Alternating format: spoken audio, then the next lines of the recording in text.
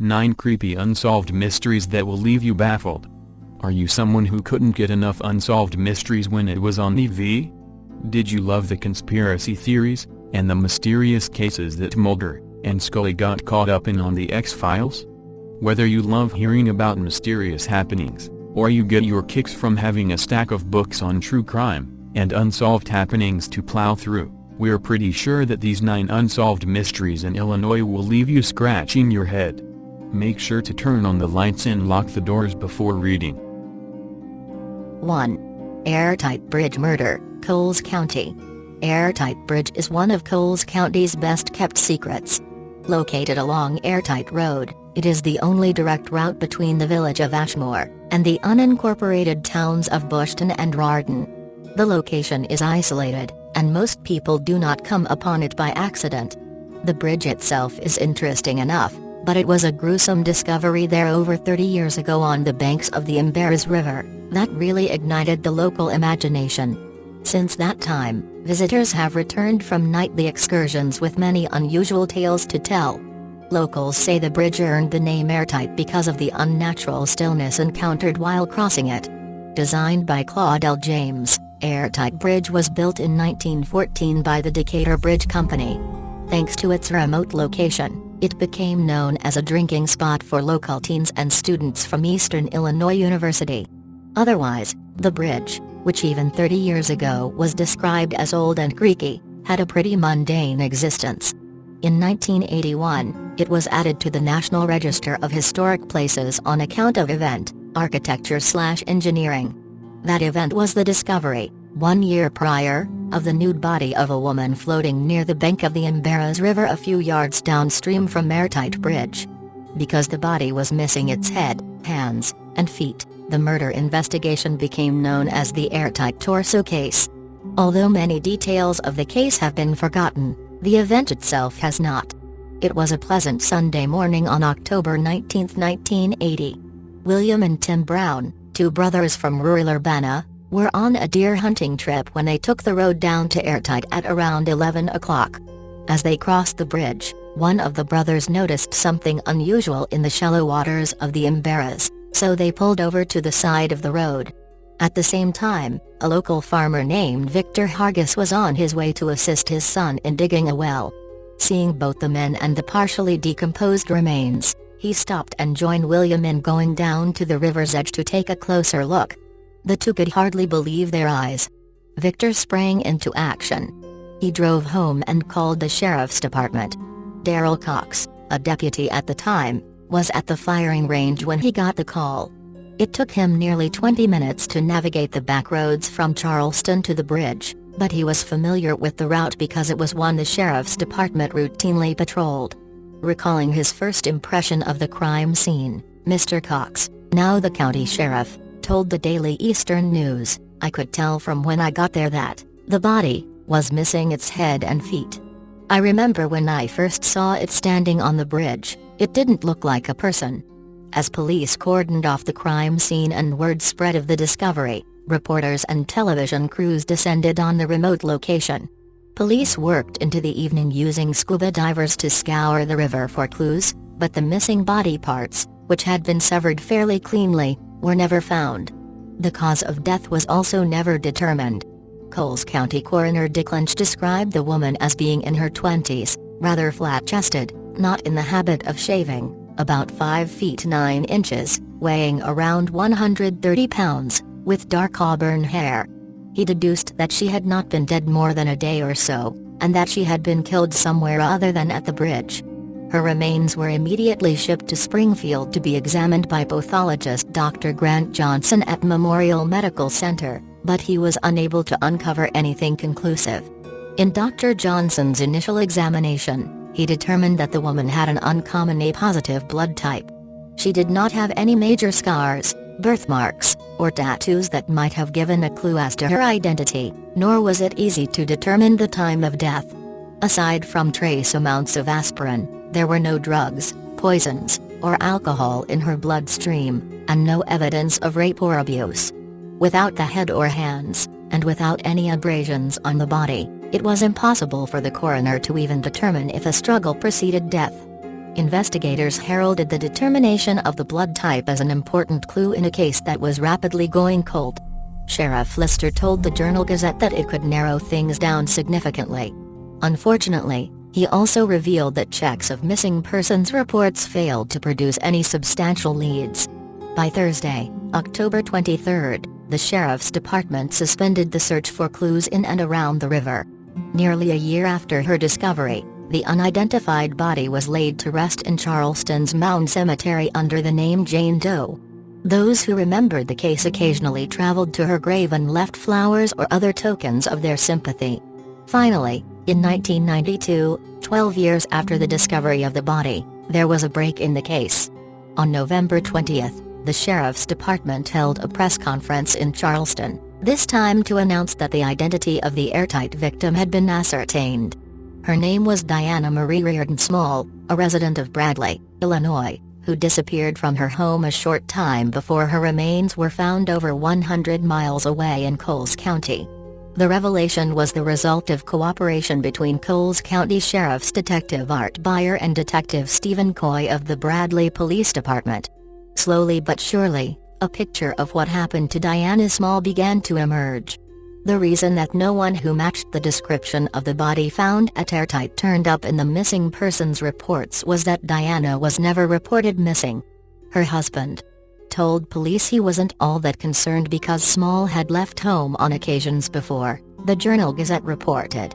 Furthermore, Diana's mother and sister had joined a small Christian sect before moving west, where they became disconnected from Diana and her husband. After nearly a decade, her sister, Virginia, left the church and moved to North Carolina. Virginia decided to get in touch with the rest of her family and learned of her sister's disappearance, at which point she filed a missing persons report. According to Dave Fope of the Journal-Gazette, Detective Art Beyer saw the report on a national listing, realized Small's descriptions matched that of the Airtight Bridge victim and contacted Bradley police. A DNA test confirmed the match. In October 2008, the anonymous headstone that had marked the grave of Diana Small was replaced with one bearing her name.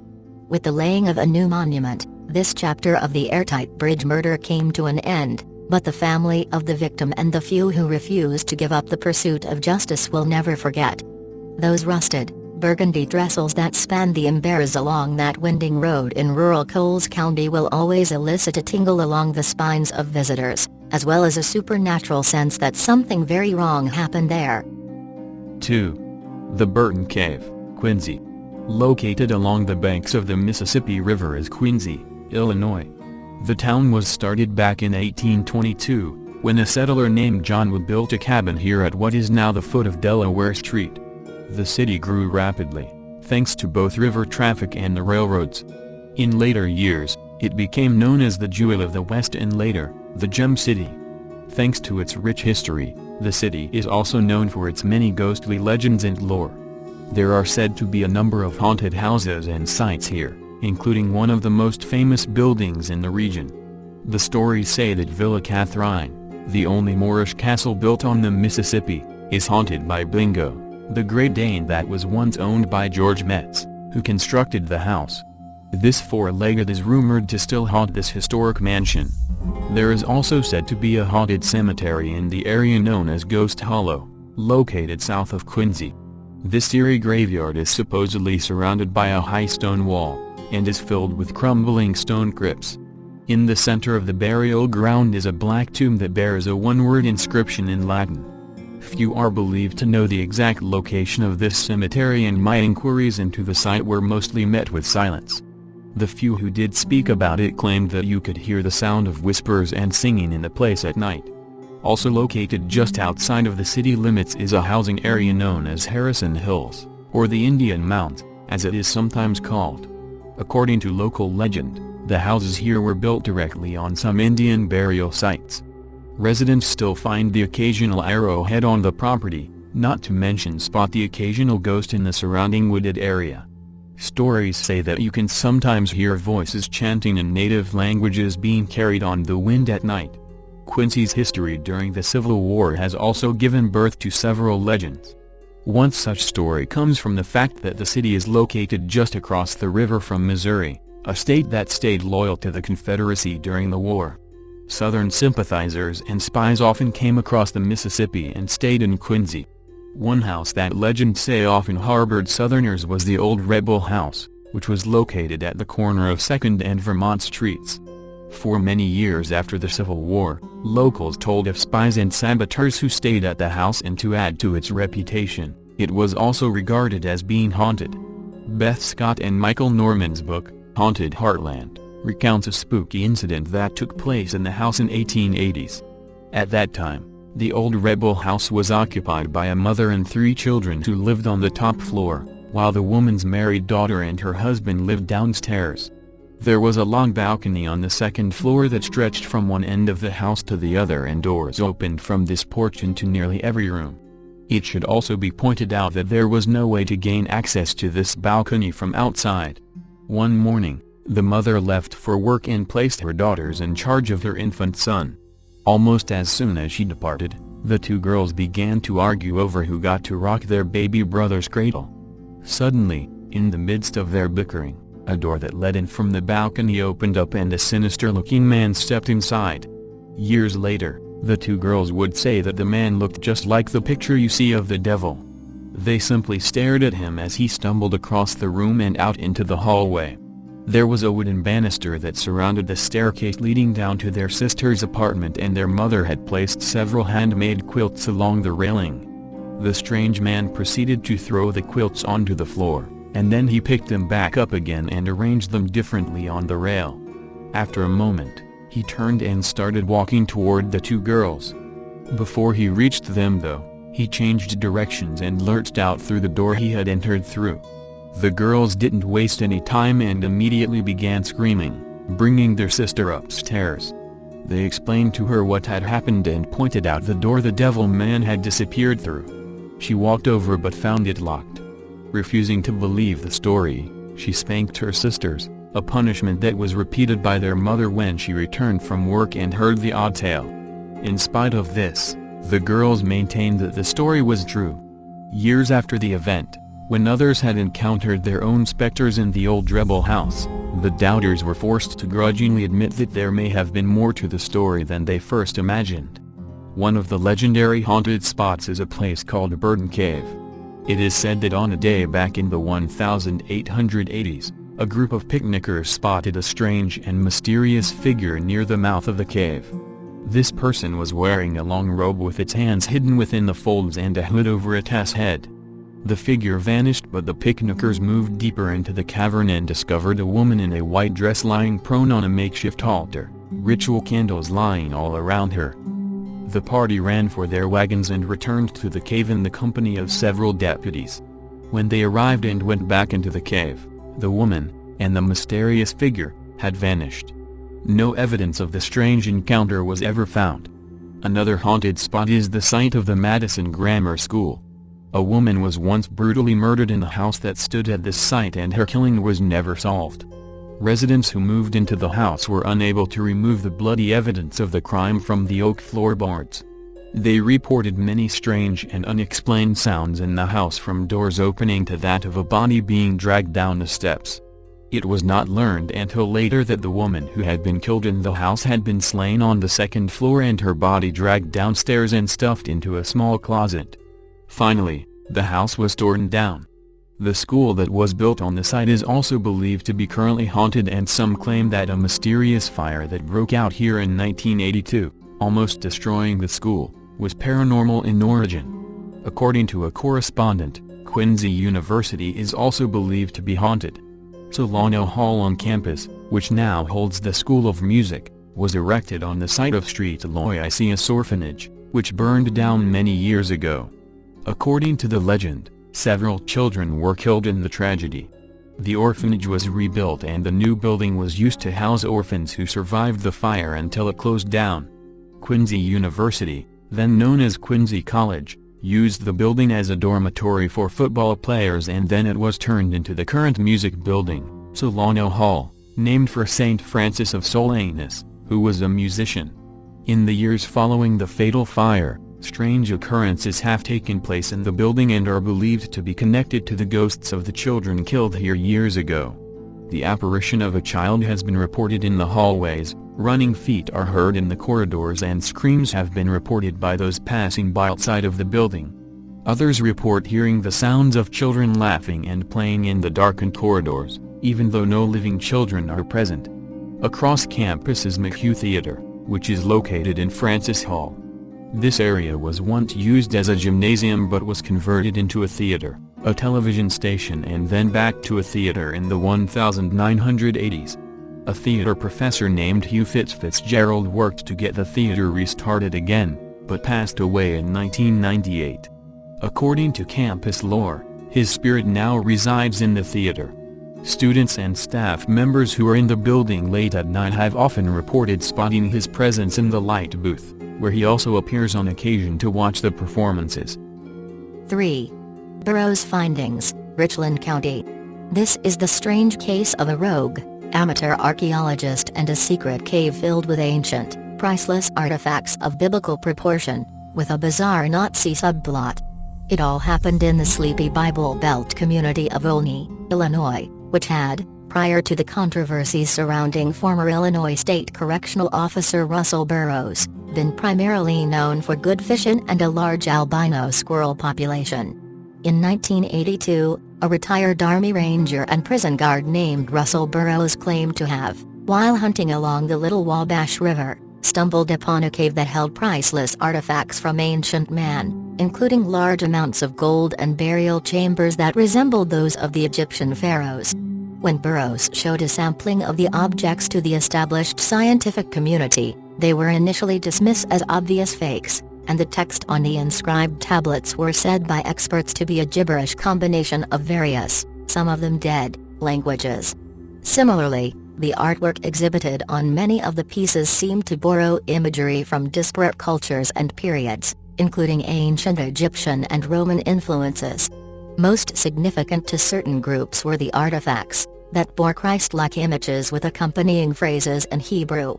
There were no artifacts produced by Burroughs that exemplified the typical culture or artwork of southern Illinois native tribes. The pieces, even to an untrained eye, were amateurish, and not in the same way primitive art might be considered amateurish. Some of it looked as if it were a high school art project focusing on King Tut. It is hard to imagine a prison guard in his spare time crafting gold coins and engraved stone tablets en masse in his tool shed enough to fill a cave with, but then again history has proven that others have pulled off equally impressive feats when left to their devices. Burroughs' story was reportedly fishy on many other levels. He claimed that after being humiliated and badgered by multiple critics, he grew weary of the surrounding kerfuffle and simply dynamited the entrance to the cave in 1989 in an attempt to end the numerous headaches that came with defending its authenticity and keeping the location under wraps. The contents of the cave was effectively sealed inside, perhaps in a drastic attempt by Burroughs to protect his treasure, after coming to the realization that people would be searching the area in hopes of locating it. Another plausible reason would, of course, be to hide an outlandish lie, invented to peddle phony artifacts to gullible pensioners. 10 years after the dynamiting of the entrance to the cave, in 1999, Ancient American magazine founder Wayne May says that he convinced Russell Burroughs to lead him to his elusive treasure trove after the publication's editor, who was a former inmate of Burroughs at Pontiac Correctional Facility, related to him the story of the two of them visiting the cave in 1983 just after he was paroled. This is where it starts getting really weird. The magazine editor and former inmate from Pontiac Correctional Facility was convicted pedophile and Illinois Nazi Frank Joseph Cullen, who had somehow underplayed his well-publicized and notorious past by simply dropping his last name and using his middle name as his last. Cullen had garnered national attention in 1976 by attempting to organize a march through Skokie, Ill, a predominantly Jewish suburb of Chicago that had the highest number of European-born Holocaust survivors in the United States at that time. His white supremacist, anti-Semitic group, the National Socialist Party of America and the village of Skokie litigated all the way to the Supreme Court to determine the neo-Nazis' right to assemble there.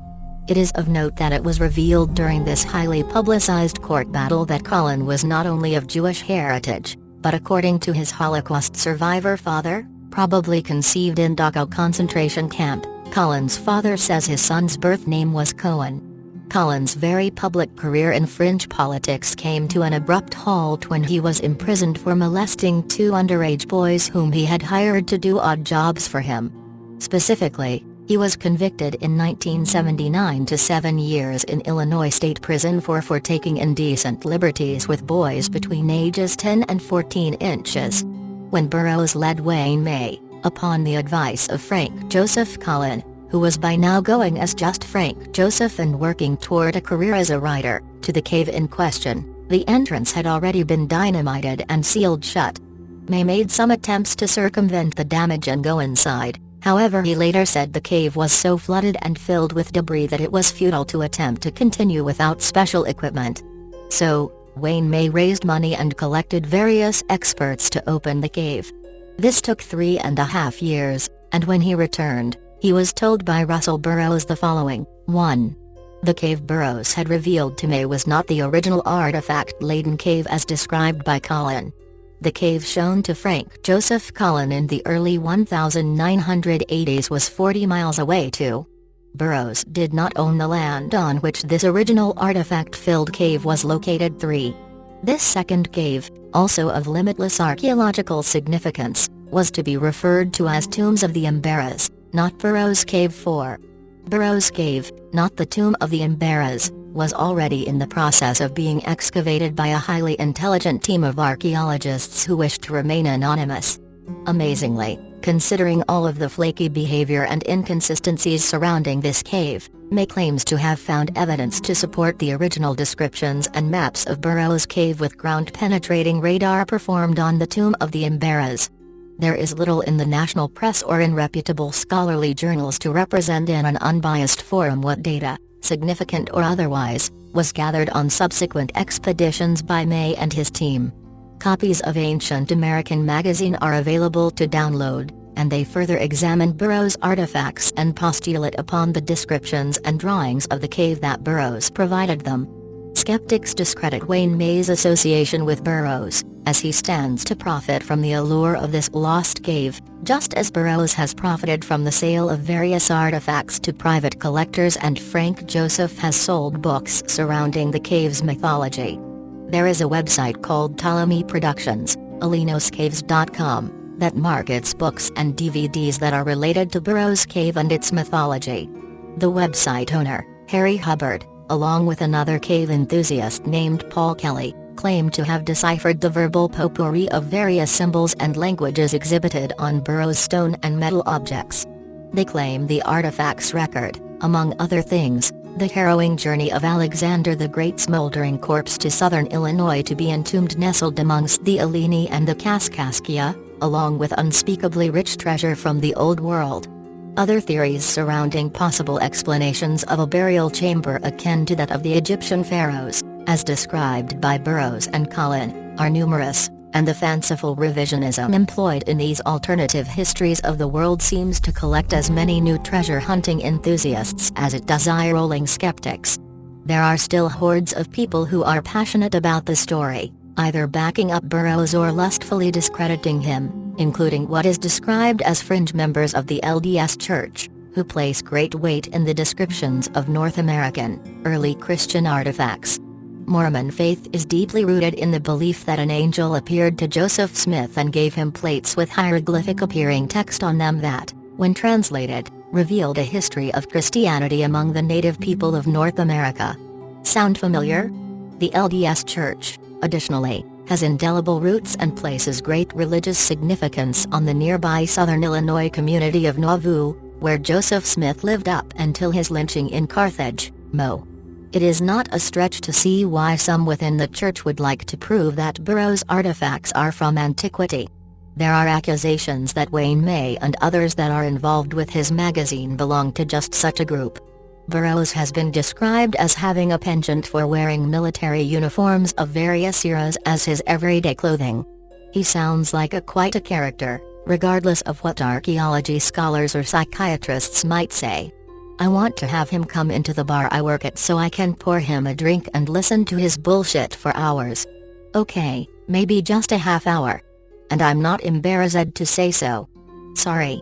You can buy his autographed book for $23 here, Russ Burroughs, 117 Chestnut Street, Windsor, Colorado 80550.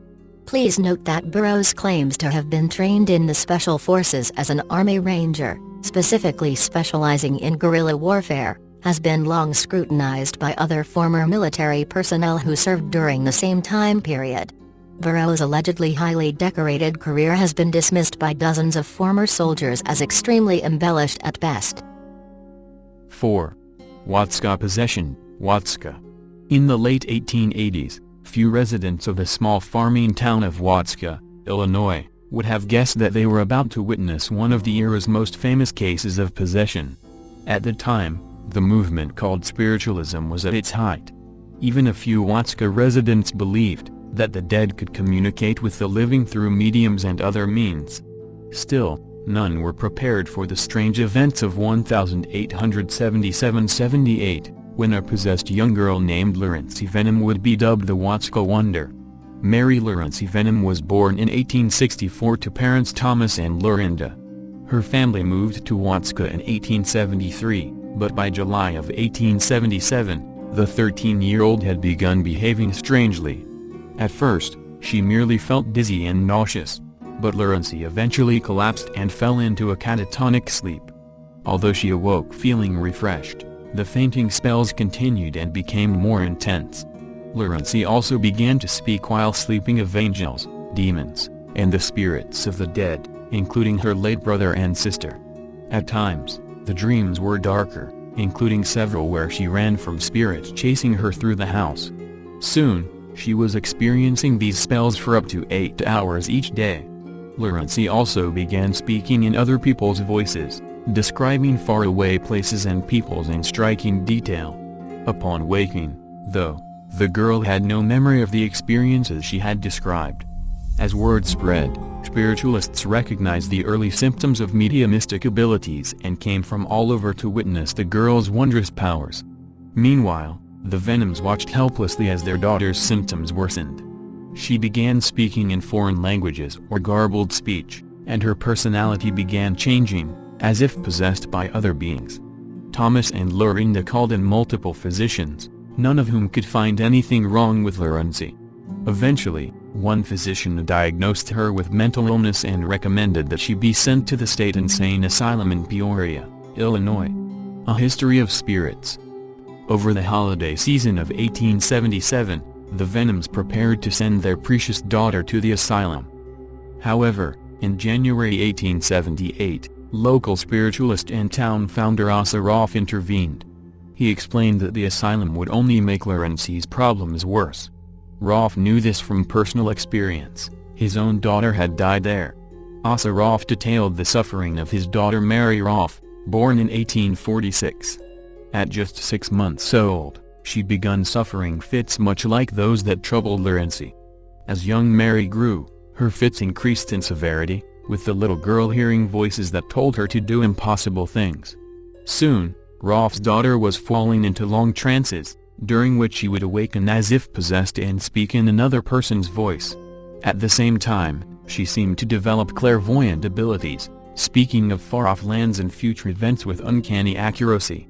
However, the weight of her powers soon took its toll, and Mary became violent, with an obsession with blood that led to her cutting herself with a razor. At 19, she was found in a pool of blood from self-inflicted arm wounds and taken to the state asylum. This was no mercy, as therapy there involved brutish techniques like the water cure, during which a patient was dunked in icy and scalding water. Mary died on July 5, 1865, and the Rolfes became spiritualists intent on communicating with their deceased daughter.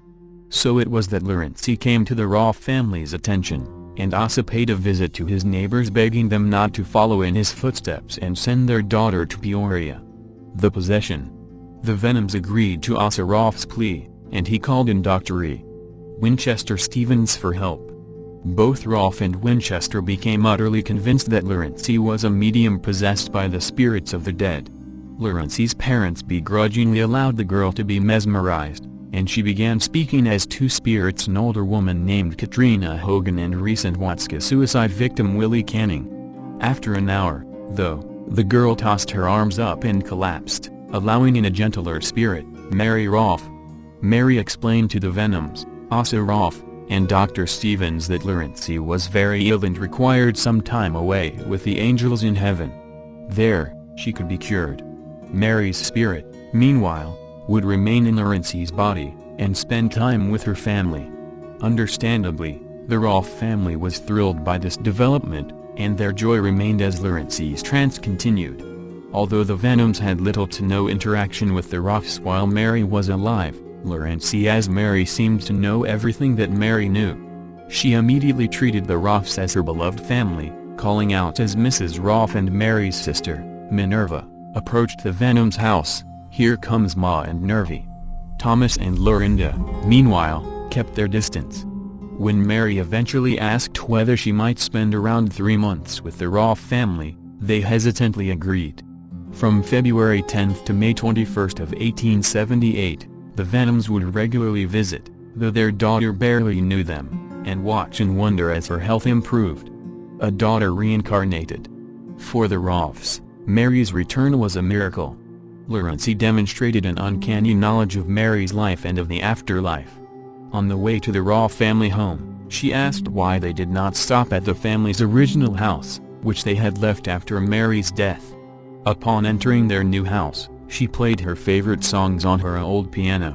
Mary recognized friends and neighbors from her previous life, and she spoke about the previous occasions when the Rolfes had summoned her through mediums, as well as of her own burial. The returned Rolfe girl even spoke of the wounds she'd cut on her arm, touching the same place on Laurency's limb and noting this is not the arm, that one is in the ground. During this time, the Rolfe family's parlor played host to a constant stream of visitors as spiritualists came from all around to hear Laurency/Mary's accounts of the afterlife. In seances, she channeled deceased family and friends. On another occasion, Mary left Laurency to inhabit a visiting man, laugh, and then returned to her host. Throughout, Laurency's physical condition continued to improve under the care of Dr. Stevens. When May came around, Mary became despondent and spoke privately with Mrs. Rolfe about having to leave soon.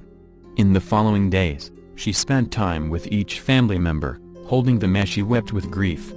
A life renewed. On May 21, Mary left, and Laurency returned, both to life and to the Venom family home. With her health restored, she soon wed an eligible young man, George Binning, and moved to another town to live out her new life. In the years that followed, Laurency would occasionally visit the Rolfes for seances and allow Mary to visit through her. For their part, the Rolfe family never stopped believing in the spirit of Mary. Dr. Stevens, meanwhile, wrote accounts of Mary's return for the Religio-Philosophical Journal and his 1887 book, The Watseka Wonder. Many remain skeptical of the incident. Psychologist Frank Sargent Hoffman called it a clear case of hysterical impersonation. Regardless, the story has been told again and again, including the Booth Brothers' 2013 documentary-style horror film, The Possessed. Whatever you believe, the Watseka Wonder is America's first documented case of spiritual possession, a tale of one young woman's transformation from troubled teen to healthy adult. 5. The Max Headroom broadcast Hijack, Chicago. It was a typical Sunday night in November 1987 when the WGN, Channel 9, sportscast was hijacked. At 9:14 p.m. November 22, someone sporting a Max Headroom mask and wearing a yellow blazer interrupted a taped segment of Burroughs highlights for about 25 seconds, saying nothing but rocking side to side as a metallic background word behind. Well, if you're wondering what just happened, so am I, sports anchor Dan Roan said when the sports segment resumed.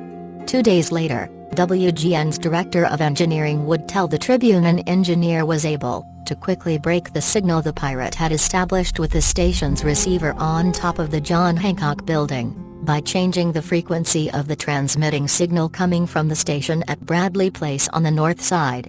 But just 2 hours after the intrusion on WGN, WTTW, Channel 11, wouldn't be so lucky.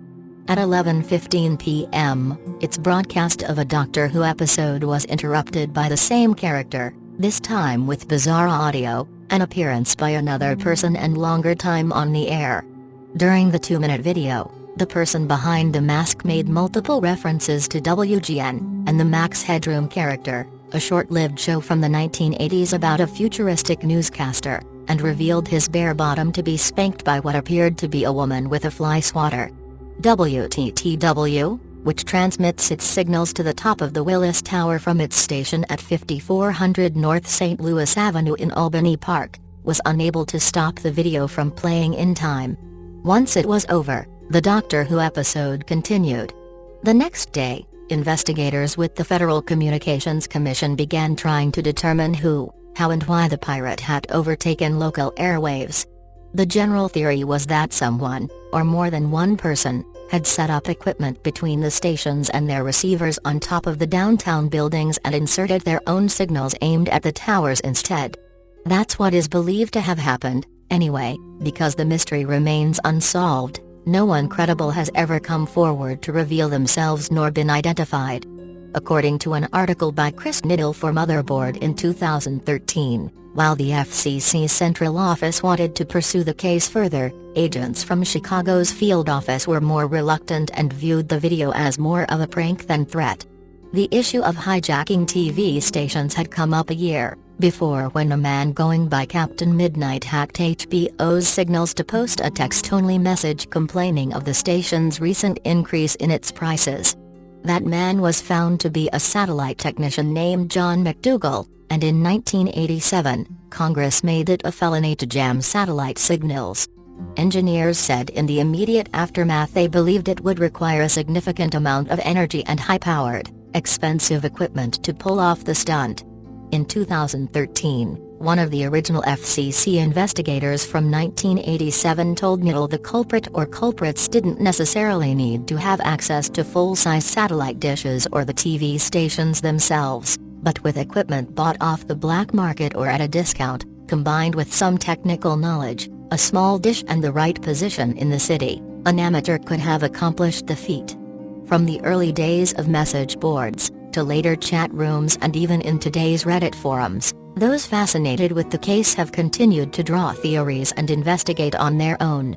In 2015, Bowie Pogue, a computer programmer from Chicago, and Rick Klein, curator of the Museum of Classic Chicago Television, alleged they met with engineers and technicians from WGN and WTTW to discuss the incident in detail. After those talks, Pogue said the pair said they were convinced the chances of the hijacking being a prankster outsider were nil and believed it was probably someone with a connection to the TV industry, in particular WGN. The question of whether the Max Headroom incident was performed by a disgruntled ex-employee, former applicant, comedian technician or engineer, or truly an amateur looking for 15 minutes of fame remains as one of the strangest moments in television and Chicago history. 6. John Doe Number 24, Jacksonville. There were few clues when he was found wandering the streets of Jacksonville in 1945, a deaf, blind teenager. There were no answers when he died last week. He was unable to speak, his relatives could not be found and he was put in an institution. He became John Doe Number 24 because he was the 24th unidentified man in the state's mental health system. Officials believe he was 64 when he died of a stroke last Sunday at the Sherman Oaks nursing home in Peoria. "It's just sad to think that you could disappear, and no one would miss you," said Glenn W. Miller, the nursing home administrator. "You wonder how often it happens." The man's caretakers believe diabetes made him lose his sight, and records indicate he was severely retarded.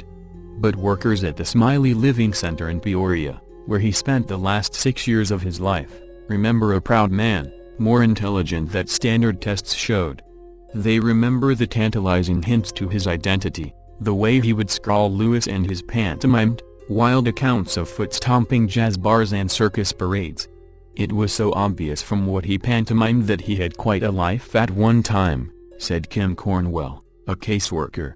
Like a grandfather, he could probably tell funny stories. We just couldn't reach out enough to get them. Straw hat and backpack. After he was found in Jacksonville, John Doe Number 24 spent 30 years at the Lincoln Developmental Center, a state home in Lincoln. He was then transferred several times before going to the Smiley home in 1987. He had a straw hat he loved to wear, and he took a backpack with his collection of rings, glasses and silverware with him everywhere. At Christmas parties he danced to vibrations from the music. Last Christmas the staff at Smiley bought gifts for residents who did not have relatives or other visitors. They bought him a harmonica. He just grinned from ear to ear, said Donna Ramini, a nurse. In August he had surgery for colon cancer. When he came back from the hospital, he had trouble eating and was depressed. He was transferred to the nursing home in October. At a brief graveside service last Wednesday in Jacksonville, a woman asked if anyone had any words to say. No one did. 7. The Mystery of Diamond Island, Harton. The land along the Mississippi and Illinois rivers, in west-central Illinois, have long been plagued with weird stories and incidents that defy imagination.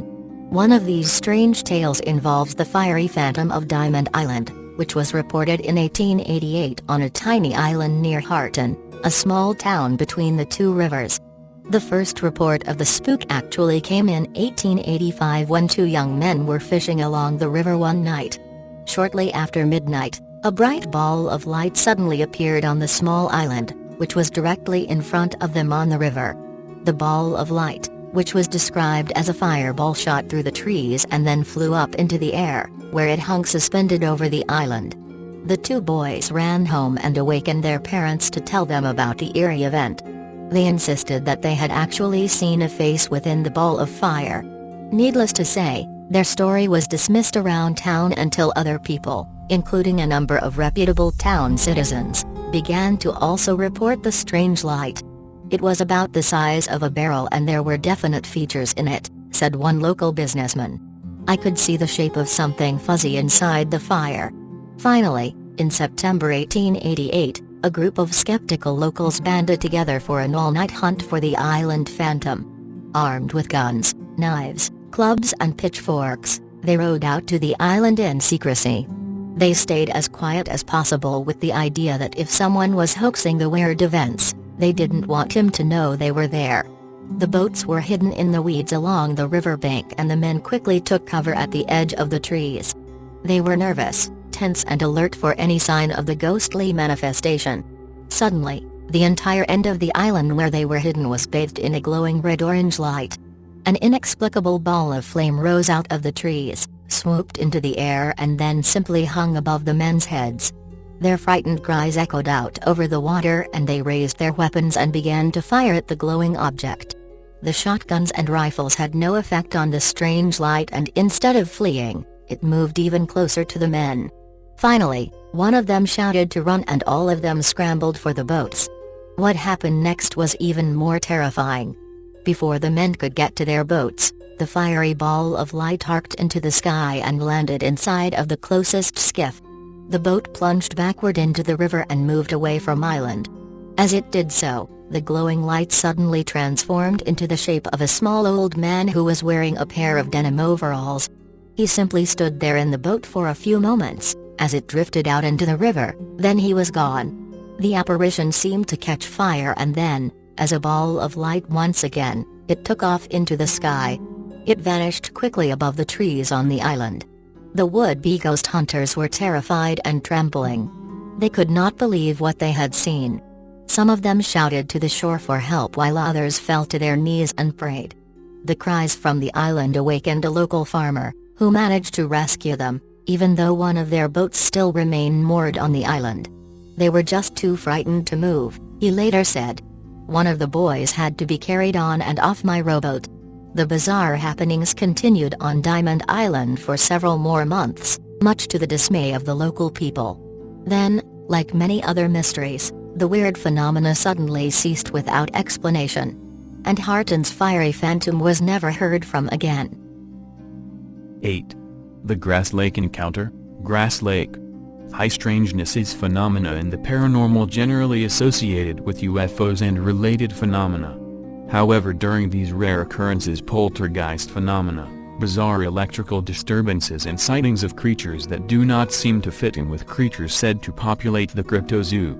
What makes high strangeness so Well, strange is that it seems to completely defy logic, that even the most seasoned paranormal investigator finds them at a complete loss for an explanation. In my home state of Illinois in the 1970s there was a case of high strangeness that terrified all who experienced it. The bizarre events that occurred in the quiet northern Illinois town of Grass Lake lasted for 2 years, and drove those who experienced it to the point of madness. Like many reports of paranormal activity, the Grass Lake encounters began innocently enough. On a warm summer night, the local police and fire department began receiving numerous telephone calls from people claiming to see large orange balls of light hovering over the small lake community. The police were at a loss of what to do concerning the strange balls of light hovering in the sky. But they had a job to do and responded. When the police arrived to investigate the reports, they saw absolutely nothing out of the ordinary. Not a single orange ball of light hovered overhead. Although the police found nothing, this did not stop the witnesses searching for answers. The very next day the witnesses contacted UFO groups as well as New Age groups in the hopes they could give them some answers and help them understand what they had seen. Shortly after contacting these groups, the activity went from merely seeing a few balls of glowing lights. Whatever this strange power was became something sinister. The families of Grass Lake, Illinois believed something evil was at work in their sleepy little town. As this entire occurring, one resident, Mrs. H., kept a journal detailing what her and her family were experiencing. One journal entry read, November 17, 1973 around 10 p.m., Mrs. H. witnessed a large, dark shadow standing at the end of the bed. At first she thought it was her husband, but when she turned on the light the creepy shadow vanished. Mrs. H. now believed that something evil inhabited her home, and the orange balls of light brought it. Although there was a great deal of activity going on in the H household, other residents of Grass Lake reported frightening activity in their homes.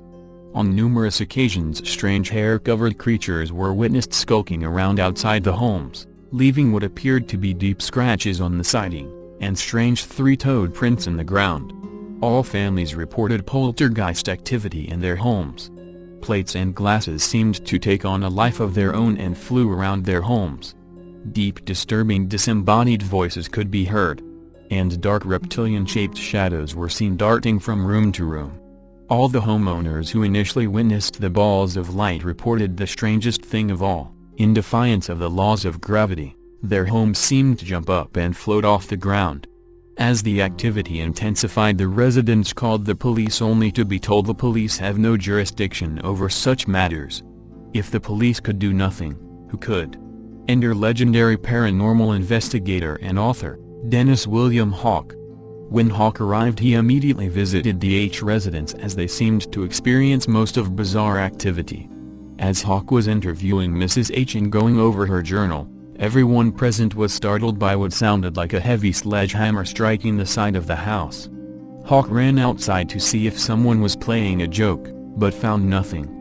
The only thing he did find was deep scratch marks in the siding left by a creature with only 4 fingers.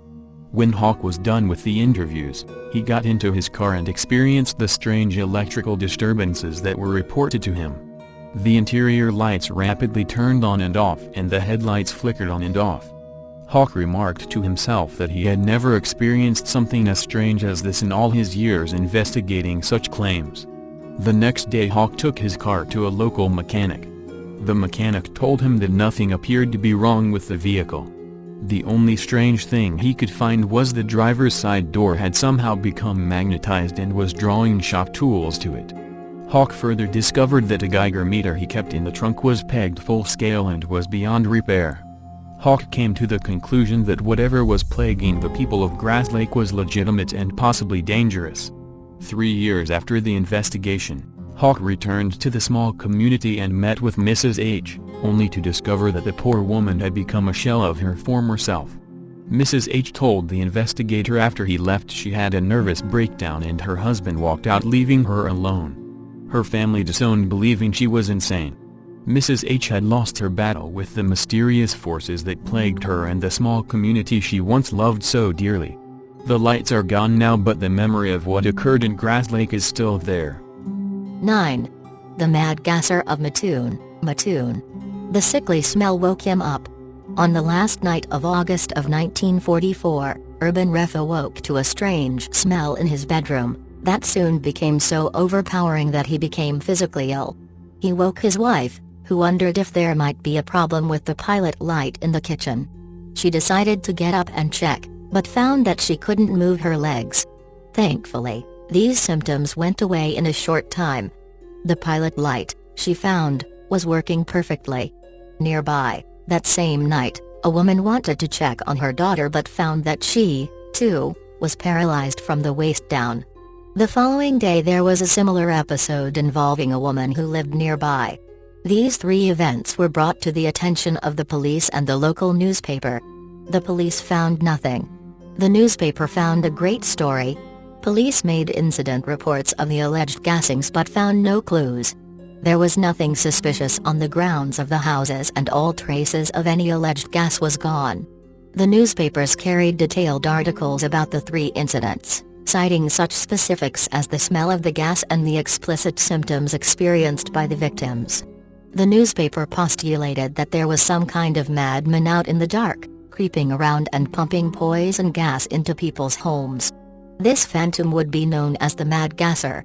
Over the next few days, more and more people reported to the police, and to the newspaper, that they had been the victim of a similar attack, a sickly sweet smell and then burning sensations, nausea, and partial paralysis. The police continued to investigate all these incidents and continued to come up empty-handed. On September 5th, the police seemed to have caught a lucky break. A couple arrived at their home late at night, and found on their front porch a square of white cloth. The woman reached down and put the cloth to her nose and, after smelling it, experienced an immediate burning in her mouth and throat. Police investigated and found a skeleton key and tube of lipstick nearby. The woman recovered and the police wondered if the couple may have interrupted the gasser in the middle of an attack. The white cloth was analyzed, and found to be benign and free of any odor, and the skeleton key and lipstick tube were inspected, but no solid leads were produced. Throughout early September, residents of Mattoon were frequently calling the police to report similar gas attacks. Police would answer each call but would come no closer to a conclusion for the situation. Frustrating clues that led nowhere included cut window screens, open windows, and unfamiliar female footprints outside some of the houses. The panic escalated. Mattoon residents, feeling that the law enforcement officials were not acting quickly enough, set up armed patrol groups, which the police strongly urged to disband. By this time the FBI was brought in, but even they could not come to a concrete decision about what was happening in Mattoon. The police were stumped. There was no motive. No house had been robbed, nobody had been physically assaulted, and nobody had been kidnapped after being immobilized. On September 12th, the police announced their investigation findings. They believed there had been no actual attacks and that the entire series of crimes was due to mass hysteria fueled by the initial reports in the local newspaper. They suggested that any form of gas going into a citizen's home was due to accidental chemical emissions from a nearby industrial facility. This explanation seemed to satisfy some, although it would not explain the white cloth, skeleton key and lipstick tube of that one incident. Although it could be argued that these three items were not necessarily linked to a gas attack and may have had nothing to do with the gas or hysteria. The police solution also dodges the logic that workers at said facility should have been afflicted with similar symptoms had there been escaping gas from the facility. No such reports on the facility workers were reported. Additionally, this police explanation does not explain the initial 3 episodes that occurred before the newspaper first reported the story. But the police announcement seemed to have done the trick. On the 13th, the last supposed gasser attack was reported when a woman reported to have seen the gasser outside her house and described a woman dressed in men's clothing. Sociologists and the like have pored over newspaper accounts and police records since 1944 and have come to different conclusions. Was there a woman out there in the dark with some kind of paralyzing gas?